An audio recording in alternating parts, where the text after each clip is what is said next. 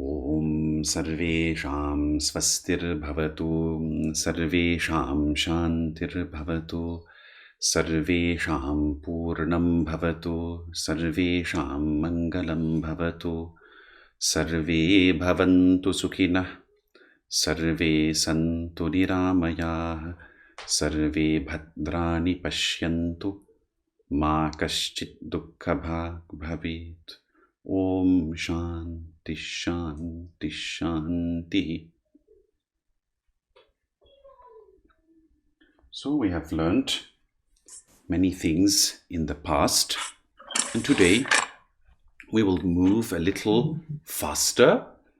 We will make you learn a few more things that might be a little more difficult. But first, as always, we will explain the meaning of the next letter. I hope you can see this. No? Oh, but this is because of the lighting. It's difficult to see. So, yes, this is the wrong color. We need a lighter color. So, the letter for today is the letter A. We will just show you again. 8%. No, we have to... And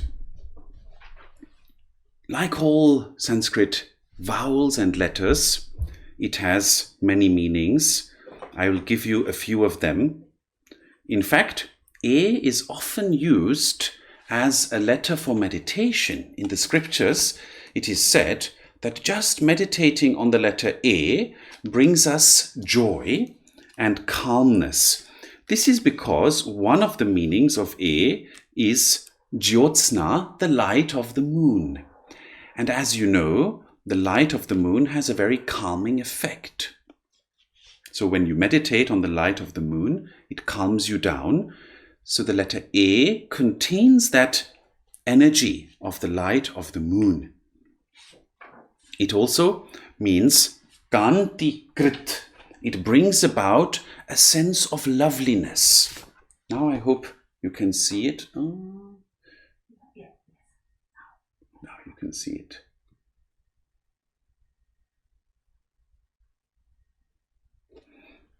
And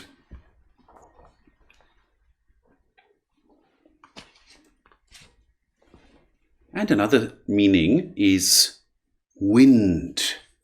All of you know the famous Maruti car that came out in India many years ago when I was a young boy. That was the sudden trend that came out, the Maruti car. Now, of course, that is probably no more a trend, but it is what I remember. And the word Maruti comes from the word Marut, which means wind. And A also has that meaning. Then, A also means jnana or jnana, knowledge, wisdom. It is a very important word in our scriptures. It represents the knowledge of our true nature. Our scriptures say that behind this ordinary mind, this ordinary being that we are as a human, behind this there is a deeper nature which doesn't die when we die. And this is called the Atma, or the soul, if you like. I prefer to say our true nature. And to know that is called jnana or jnana. So A has a very high meaning, a very deep meaning. Then interestingly, it also is a name of Vishnu. Vishnu, the all-pervading sustainer of the worlds, who rests on Shesha, the great serpent, in the ocean of nectar, attended to by Lakshmi and all the gods with him. A also means Vishnu. And interestingly, it is also a synonym of Ekadashi, the 11th day of a lunar half. So the month is divided into two halves according to the lunar calendar, the Panchangam, a bright half and a dark half. And in each of them, there is an 11th day, which is called Ekadashi. And many people like to have a fast on that day, or they might eat only certain things, which is considered very healthy and auspicious. So E also represents Ekadashi. And finally, it also means triangle. That is very interesting, that the triangle is represented by the letter E. So you can remember a few of these meanings. Now, in the previous sessions, we learned a lot about sandhis with vowels. And I will be sending you, as I have promised, a chart with all the vowel sandhis, which looks a little confusing, but you will know that a plus a becomes a plus e becomes e, a plus e becomes a, and all that which you have already learnt. What is a little new today is that visarga also has a sandhi. Last time I mentioned that visarga, the h sound, the namah or rama, which in Devanagari is written with 2 dots, and in the transcription, if we write it in English, is written as an H with a dot below it. Visarga also has sandhi. And last time I explained that namah followed by a soft consonant such as na, namah, namah, becomes o, namo, namah. And most o that you see in any Sanskrit text, most of them, not all of them, but most of them are in fact visargas. Today in the children's class, we learned a verse from the 15th chapter of the Bhagavad Gita, and it begins with Natad bhasayate suryo, and continues with Na shashanko, Na pavaka. So there are 2 words with o, suryo and shashanko. And these are good examples. Here you can just know, oh, that is visarga. That is actually surya and shashanka. Surya meaning the sun, and shashanka meaning the moon. Very literally, shashanka is the one who has a rabbit as a sign. And those of you who have looked out into the night sky when there is a clear full moon, you can see sometimes there is this kind of shape of a rabbit there, which is formed by the craters of the moon, and therefore the moon was known as Shashanka. Now, a new visarga, sandhi, for today is a very simple one. When visarga is followed by ta, like in namah te, te means to you, the visarga becomes s. Namaste, namas tubhyam, namas tare, Tara being the goddess Tara. Very easy to remember this one.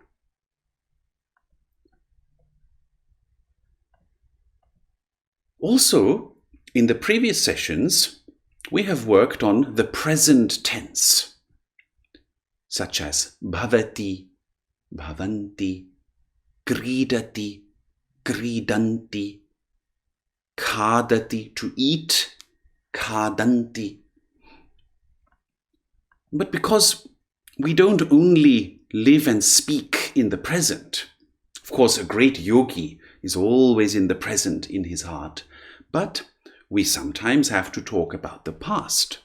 Therefore, today we will learn a little bit about past forms, these are very easy to make. If you know how to say bhavati, it is very easy to make the past tense. You add the prefix a before and you remove the I. So then instead of bhavati, you have abhavat, which means he or she was. Similarly, if you have khadati, the past tense is simply akhadat. And khadami becomes akhadam. And the plural khadanti becomes akhadan. And I have sent these forms to you through Himaji in the WhatsApp. Kridanti becomes akridan. And now bhavanti, I want to ask one of you in the plural. Abhavan.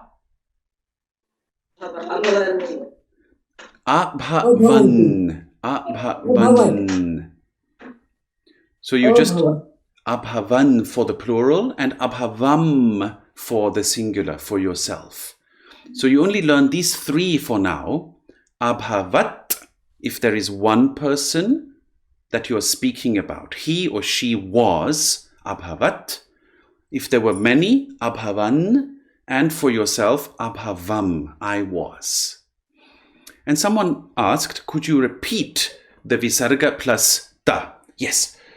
Visarga, like in namaha or ramaha, arunaha, shivaha, vishnuhu, buddhaha, all these forms, whenever it is followed by the letter ta, as in te, the visarga becomes S.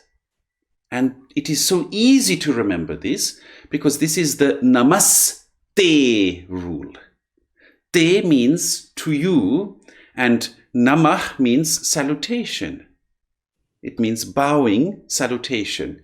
We don't say namaste, we say namaste. Very easy to remember. You can remember this as the namaste rule. Yes? So now I had sent you, I believe through Himaji, a story. A short story, and I want to work on this with all of you here. I will send it again in case you haven't received it into the chat. And we will be very precise with the words here by saying which case they are. We have learned that in Sanskrit there are 7 cases. The first case answers the question of who, and the second case answers the question of whom or what, to whom or what. So here we have the sentence, Bala vane kridanti. So now, my dears, before jumping to the meaning, this is very important in Sanskrit, you have to first be very literal. You have to answer the question, what is the case of the word? So when you see bala with a long R and visarga, you know it is not the singular. The singular is balaha or ramaha. You know that this is a plural. This is bahuvachana. But I want to ask one of you, if you have learned this a little bit, what case is it?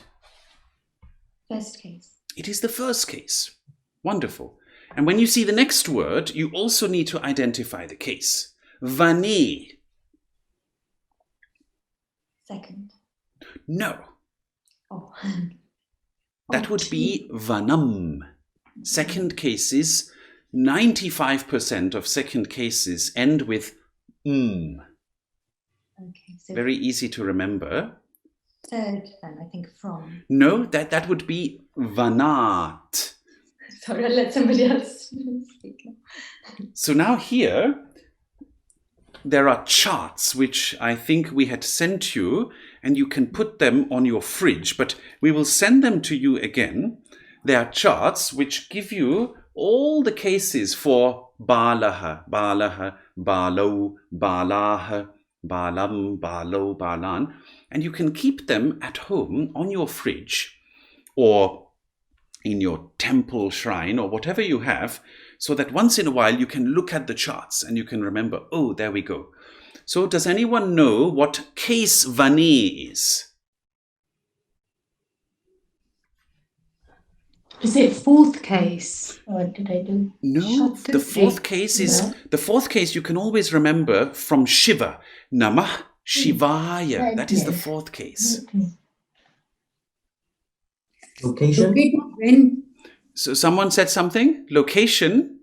Vani. Yes. Location. Yes, it is the locative, and that is called the seventh case in Sanskrit. Seventh case. There are 7 cases. So this is the 7th case. It is the locative case. And now you are all students. I will teach you a little method that all Sanskrit people know how to mark the case.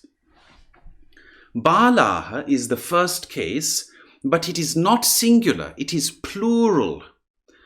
Remember, in Sanskrit there are 3. There is a singular, one bala. Then there are 2 balas, 2 children. That would be balo. And then there are many balas, balaha. And we mark this in the following way. Please pay close attention. First we say which case it is, and we mark that with the letter 1. Sorry, the number 1. And then we say, is it a singular? Is it one bala? Or is it 2? Or is it many? If it is only 1, we add another number 1. So we have 1.1. If it is 2 balas, balo, we add 1.2. And if it is many, what do you think? We will add 1.3. So it is the first case, but many, plural. Now, vane is the 7th case. So we add the number 7 on top.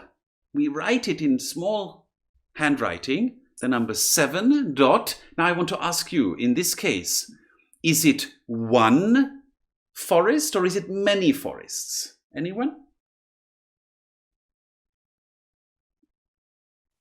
1, I think. It is 1. So what will you write? You will write 7 dot 1. Exactly, 7.1.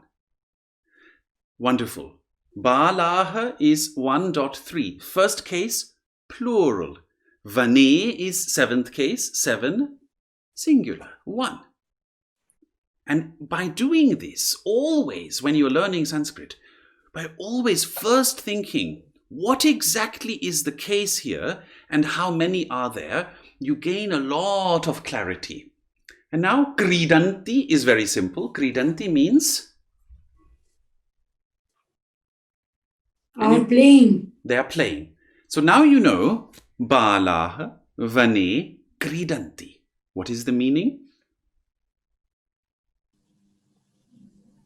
Kids are playing in the forest. Children are playing in the... Yes, children are playing in the forest. So you see, instead of jumping to the meaning, which we could have done as well, most of you, from your mother tongue, you can sort of guess what the meaning is. But instead of jumping to the meaning, if we stay very precise, very meticulous, and we first identify the cases, that allows us then to learn Sanskrit properly. Now, the next sentence, we will apply the same principle. Vane Gaja api bhavanti. So again, question, I know it sounds boring, but this is how we learn Sanskrit. Vane, what is it? What case? Now you already know how to say it. 7.3? Careful, not 3, because there are not 7.1. many forests. 7.1. Talking about 7.1. 1A. Okay, sorry. I was telling about Gaja also. Sorry. Yes. So you combine them, right? So Vane is 7.1, but then Gaja, 1.3. 1.3. not 7, but 1.3. 1.3. Exactly. It is also the first case again. And api, those who don't know, api, you might know it from Hindi or Gujarati. Api means simply also. Very important word in Sanskrit, api. I want to choose something quickly. And then we have bhavanti. And what is the meaning of bhavanti? We have no rights. There, yes. There. They are, yes? So then we have vane gajaha api bhavanti. So who would like to translate?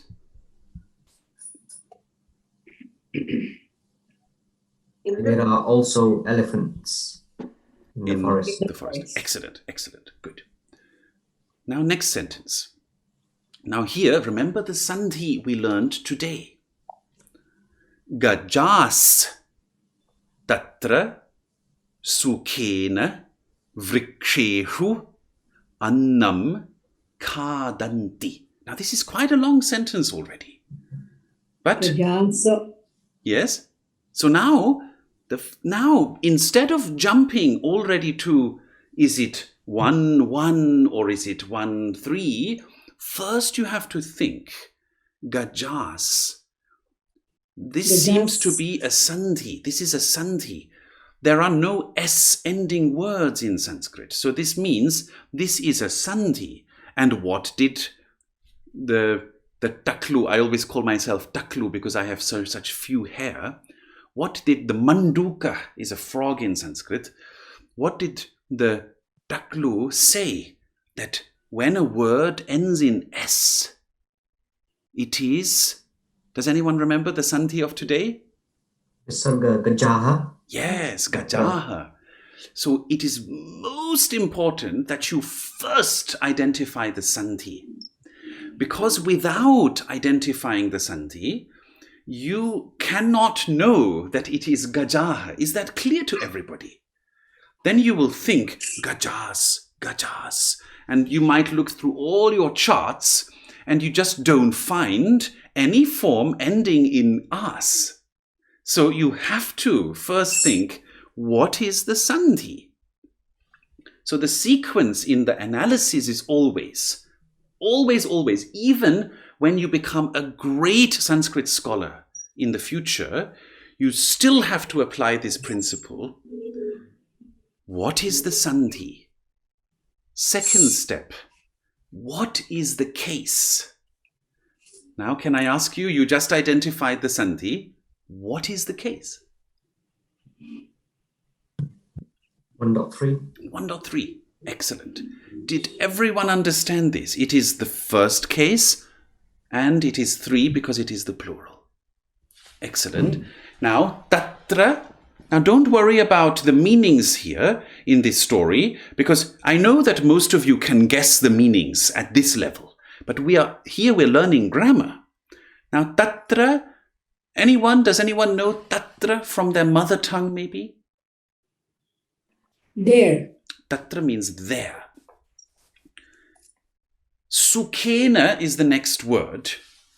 Now, if you have your Ramaha Ramo Ramaha or Palam Pale Palani, if you have the charts, it will be easy for you. But if you don't, then you have to pay close attention. What is the case here? Sukhena.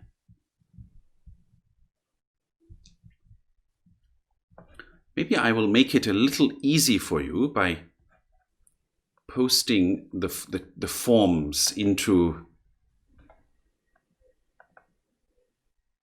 the chat here. It will be case 3, isn't it? It is, yes, it is the third case. 3.3, I guess. 3.3, isn't it? 3.3, exactly. No, careful, not 3. No, not 3. No. Is it really many? 3. Gajas means? Gajas is, we learned the sandhi. It is gajaha and it means, it is the first case, plural, which means elephants. Plenty of elephants. Many elephants.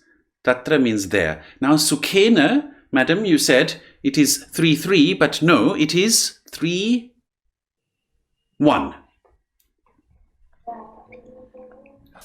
Let me see if I can find.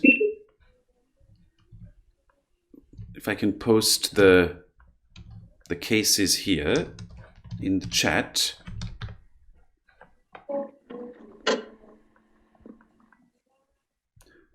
So anyone, what is it? It is 1. 3.1, exactly. So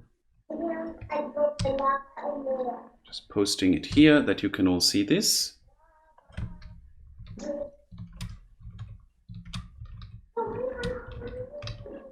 And then what is the word? If you know that it is the third case, what word is it?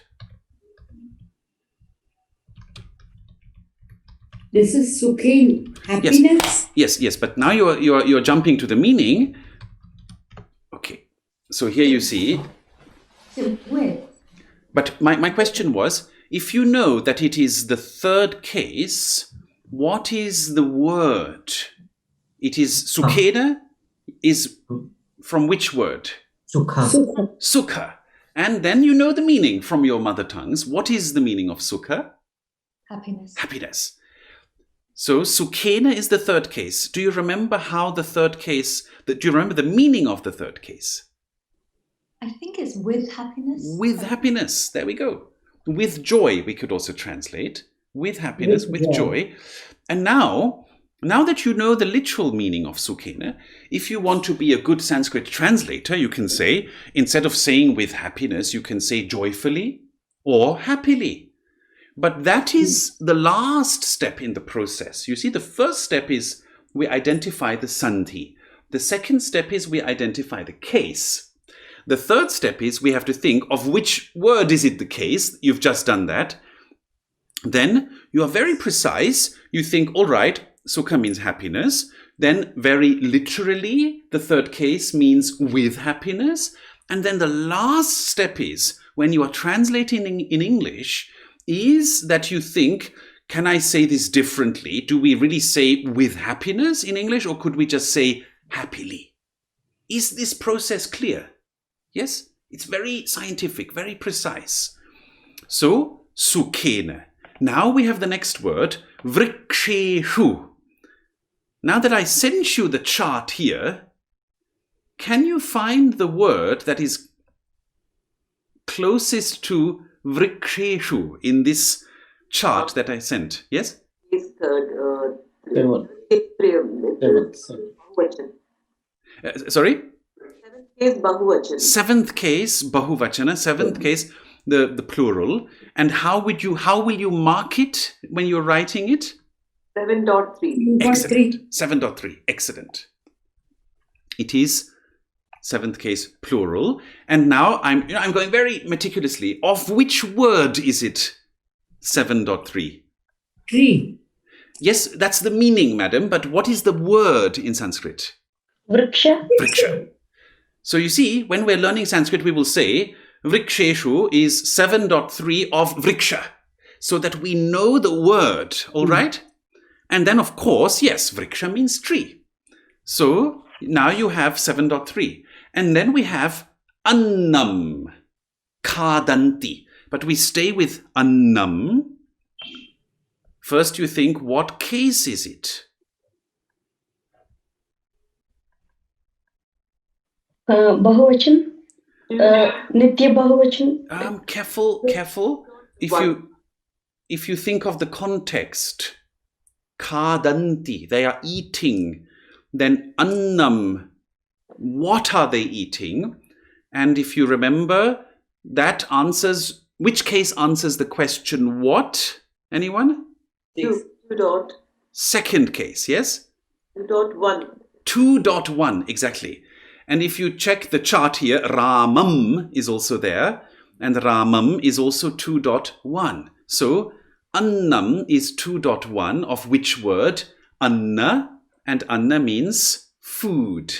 You all probably know that from your mother tongue.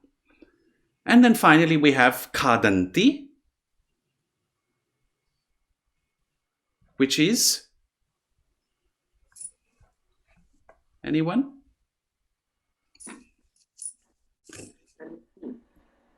We had sent you the verb lists. Khadati means? Eat. To eat. So then khadanti is the plural. Eating. Means they are eating. So now you see, we have covered every word with great precision in this sentence. Now only we do the translation.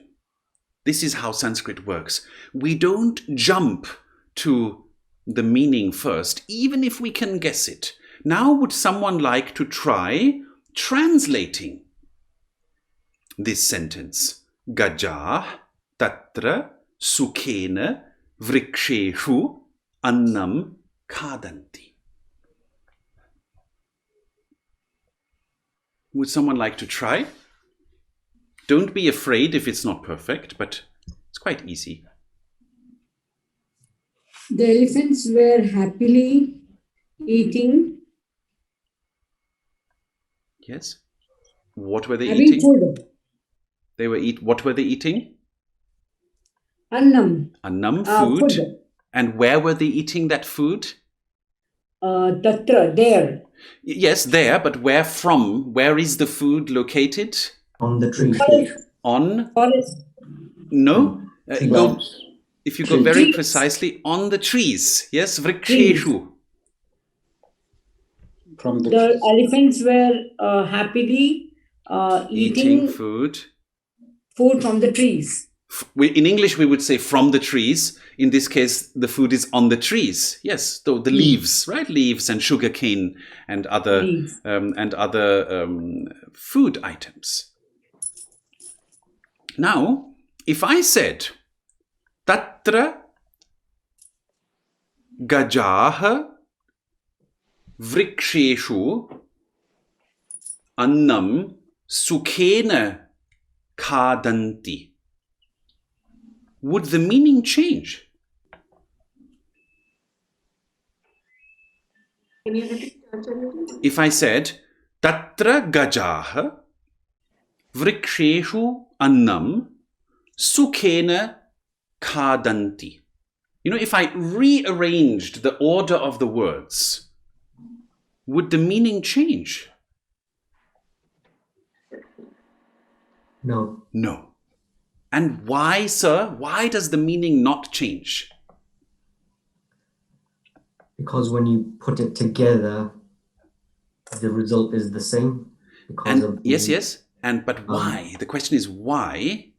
Because in English, the meaning would change. If you rearrange the words in an English sentence, the meaning changes, isn't it? But here I think the verb and the noun are still in order, the way it should be. Yes, but the reason is actually that the cases are so clear in Sanskrit that you can rearrange words in a sentence and it doesn't change the meaning. That is why we have something like shlokas. That's why in Sanskrit we can place a word anywhere in a shloka. All right? So let's do one more sentence. I hope you are enjoying this. This is the Sanskrit class. Balah gajan pashyanti sukhena cha hasanti. It's very easy, but let's go very literal. Balah. What are the cases? Plural. Yes? 1.3 It is 1.3. So it is of Bala. first case, plural of Bala. Thank you. Children again. But now Gajan is no longer Gajah, but now it is Gajan. So if you look at the chart here. It's 1.3 again. Careful. Is it really? 2.3. 2.3. It is 2.3. Right? The second case, 2.3. like Ramam, Ramo, Raman, Gajan. 2.3. Yes. So it's 2.3. So, and then Pashyanti is the verb. I don't know if you have the verb lists, but does anyone know Pashyanti? Seen. To see. Dekna. Dekhna, exactly. See. Exactly. So, the children. So now you can translate this part of the sentence. Children see the elephants. Children see the elephants. Very simple. And then Sukhena, you already know, but still we do it very precisely. What is the case? 3.1. Exactly. And cha, does anyone know cha? And Cha means And. and. Sukhena cha hasanti. Hasati, hasanti. Does anyone know? Laughing. Laughing. Right? So simple. Happily laughing. Exactly. So the children see the elephants and happily laugh.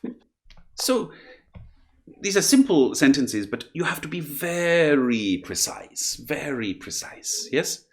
Acharyaji, how do you know whether they're seeing the elephants with happiness or they're laughing with happiness? Ah, that's a good question. Because the cha, the and, in Sanskrit is placed after the word. Like if you have done some Latin, Devika, you might know that the kve is cha in Latin. Kve is also added at the end of the word, rather than in English where we say Devika and Ketan, right? Or we say Devika and Tripura. In Sanskrit and in Latin we say Devika Tripura cha. So the cha is placed after the next word. So we know that and with happiness they laugh.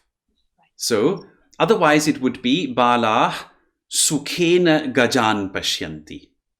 Hasanti cha. Then the cha would be after Hasanti. Does that somehow make sense? Yeah, thank you. Good. Okay, so we're having a good run here, and I just want to do one more sentence. Maybe not the full sentence. The rest I will give you as homework, because after all, you're learning. So let's do one half sentence. Gajanam nasa dirgha bhavati. What is Gajanam?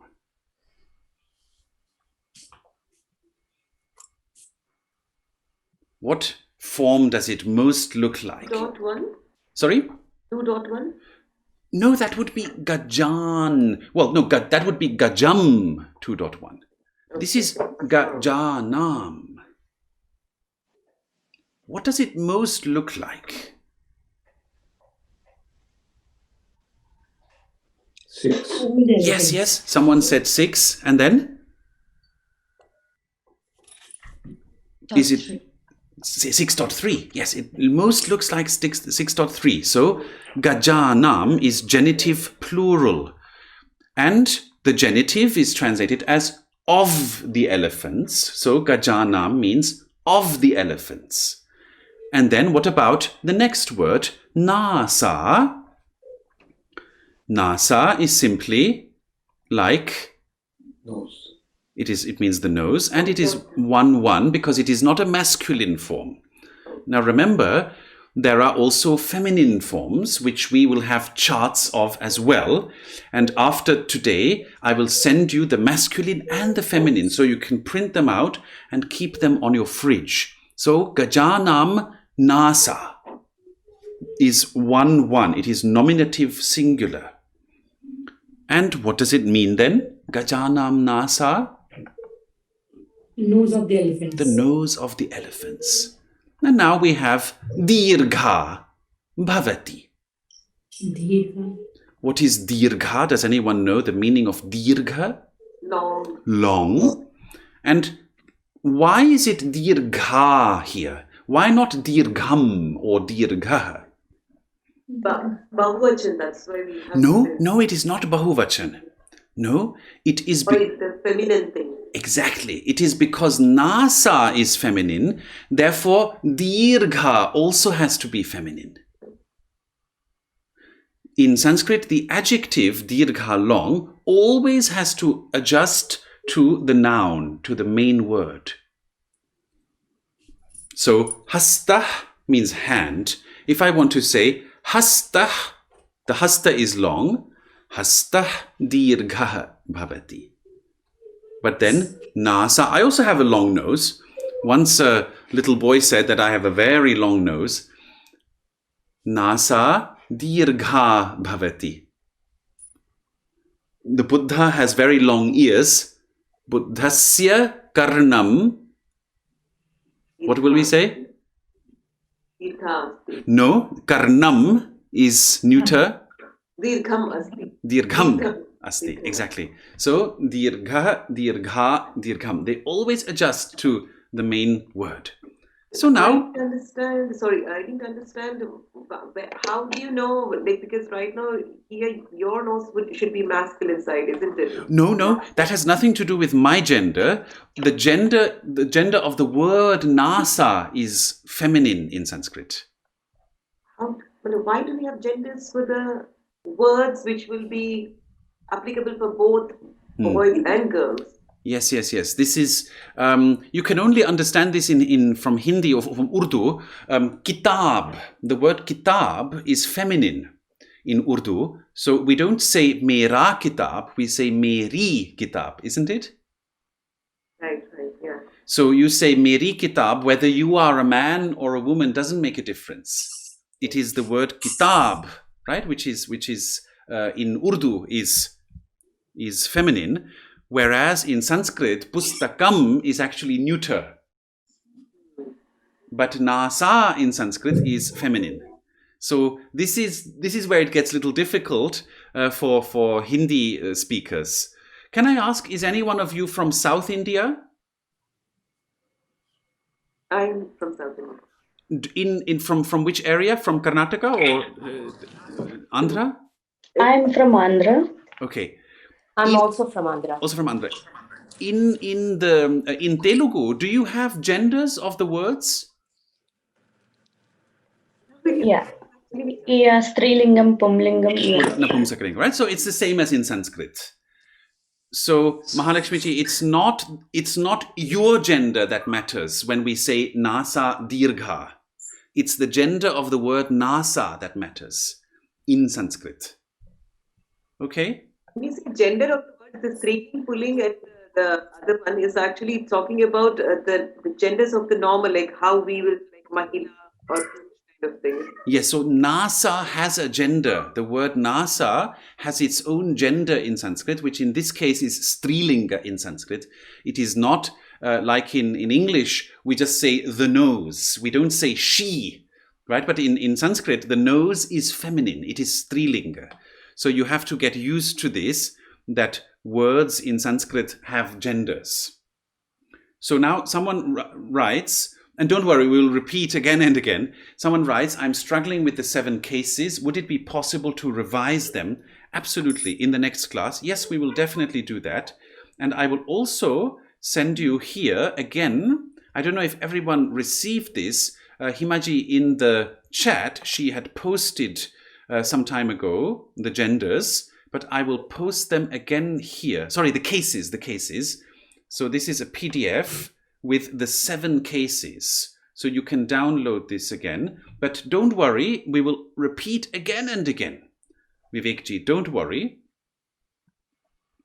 So now, as a homework, I will give you the rest of this sentence. Sorry, the rest of this story that you should try by yourself.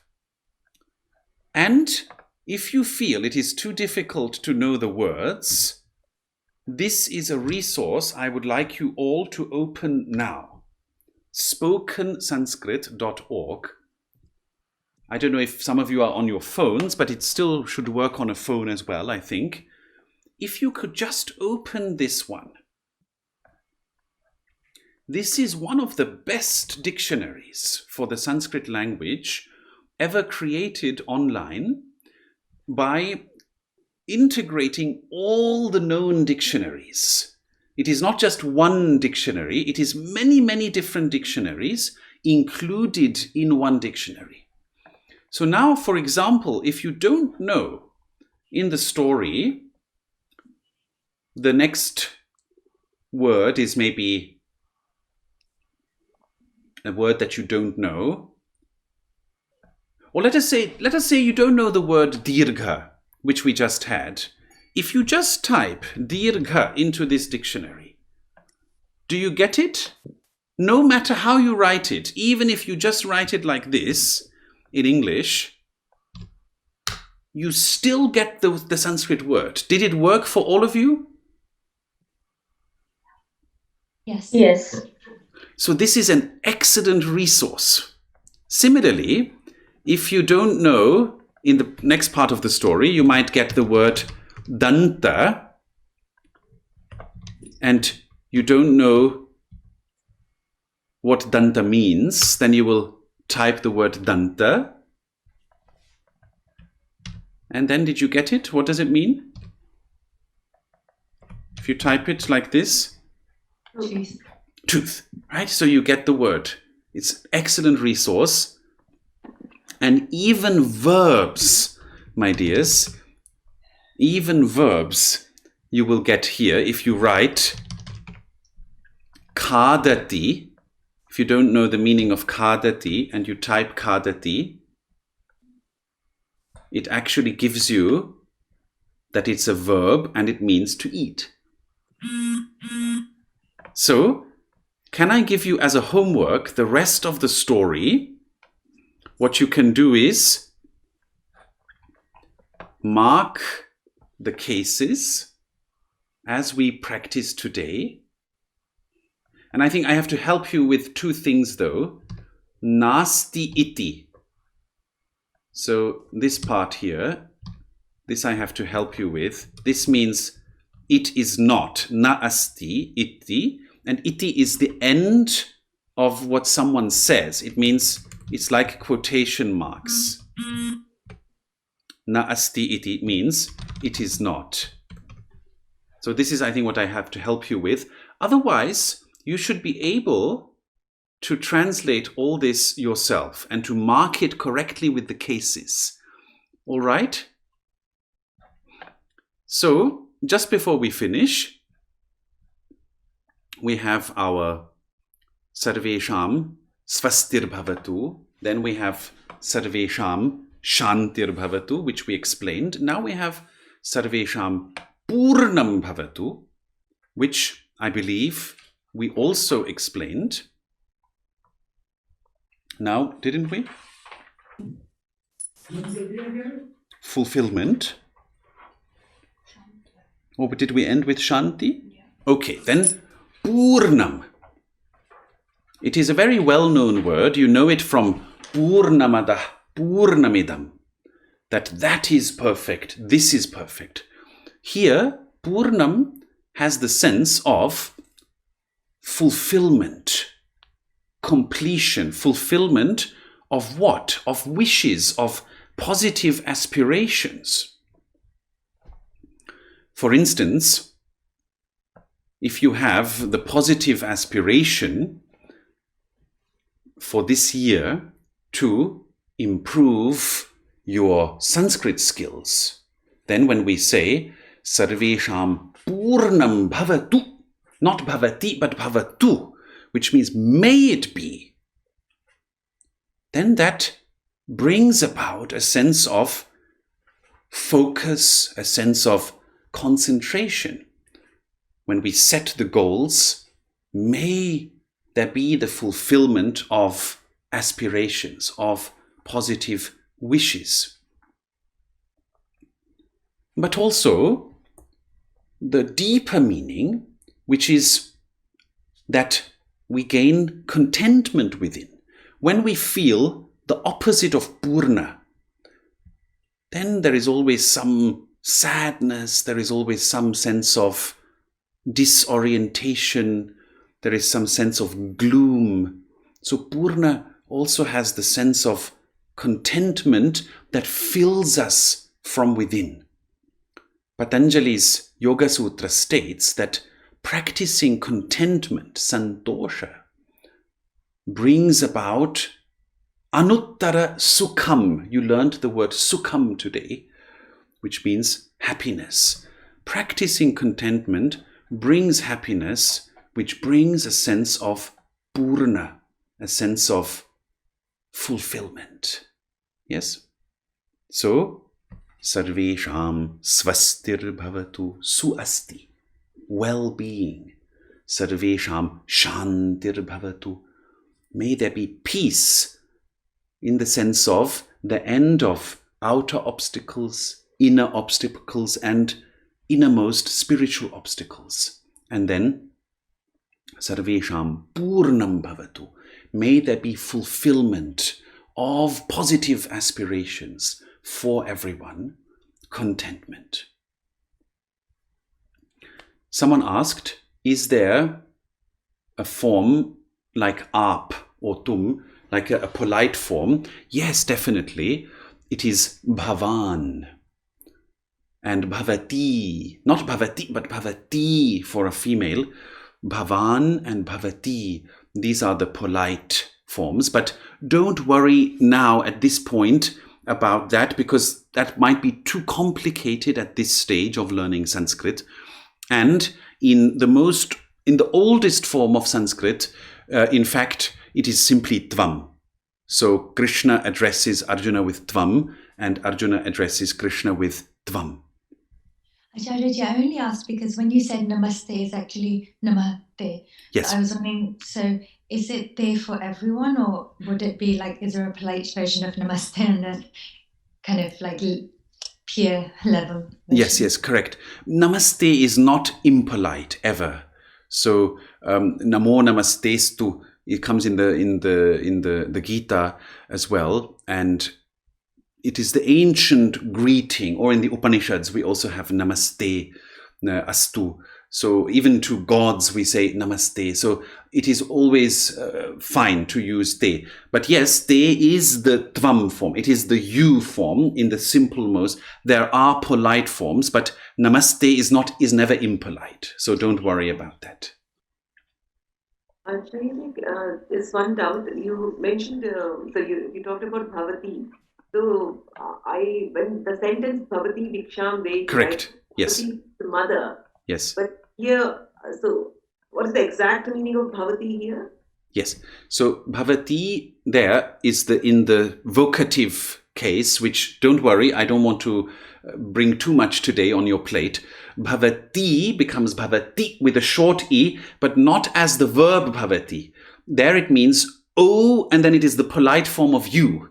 So we translate it, we don't say, oh, you, give me bhiksha, give me alms. We translate it as madam, sort of as a polite form of madam, please give me bhiksha. You understand? So it's like on the context based, the meaning will slightly change then. Yes, no, not the meaning, it's the way that we translate it. So when you know Sanskrit, you're not always translating in your mind, right? So when I read a Sanskrit verse, I'm not translating it in my mind because I understand it. But when we are working on learning Sanskrit, we also, of course, have to think, how should we translate this now? So this example you gave of bhavati bhiksham dehi, very literally it means, oh, you here, oh, you who are there, or you who are here, give bhiksha. But in English, that sounds strange, doesn't it? You there, you there, give me bhiksha. On the contrary, in English, it sounds impolite. So then we have to think, how can we put this in English so that it actually corresponds to the meaning in Sanskrit? And bhavati is the polite form in Sanskrit. So then we say sort of madam, venerable madam, or respected madam, please give me bhiksha. So, yes? As per the Sanskrit, this bhavati can be applicable to the board, the men also. No, bhavati is only female here. So this formula, bhavati bhiksham dehi, is only addressing the lady of the house. So here it will not be like aap kind of thing. No, it is aap, but for the lady. And for the gents it would be? It would be bhavan. Bhavan, yes. Right, okay. All right. So it's not neutral like aap. No. It's like aap. No, aap is neutral. No. In Sanskrit, they're not neutral. Yes, I understand your question. In Sanskrit, they also adjust to the gender. But don't worry, we will get there. Please, for now, focus on what we have learned. I hope all of you will remember this spokensanskrit.org. Very important for you, this one. And the homework is to do the rest of the story. I will just put it here again. The first sentence you had already done. This is the rest of the story. Please mark each word with the case that you can find in the Rama chart and then attempt a good translation. All right? And don't worry, we'll keep revising everything. There's nothing... Sanskrit is not running away. Don't worry. We will keep revising and you will get the hang of this. Okay? So wishing you all the best. I will finish with the Shanti mantra. Om Sarvesham Swastir Bhavatu Sarvesham Shantir Bhavatu Sarvesham Purnam Bhavatu Sarvesham Mangalam Bhavatu Sarve Bhavantu Sukhinah Sarve Santu Niramayah Sarve Bhadrani Pashyantu Ma Kaschit Dukkha Bhag Bhavet Om Shanti Shanti Shanti. And the last point, my dears, is that you can begin in the shlokas that you know. You can try to begin identifying cases a little bit from time to time. Yes? Dharma kshetre, kurukshetre. Oh, that might be 7th case. Right? Just try slowly to begin to identify cases a little in the shlokas and mantras that you know. Namah Shivaya, Namo Narayanaya. Right? Not so difficult, because that makes it very enjoyable and practical. All right, so now I will let you have a wonderful Sunday. Hari Om, and may you all be happy.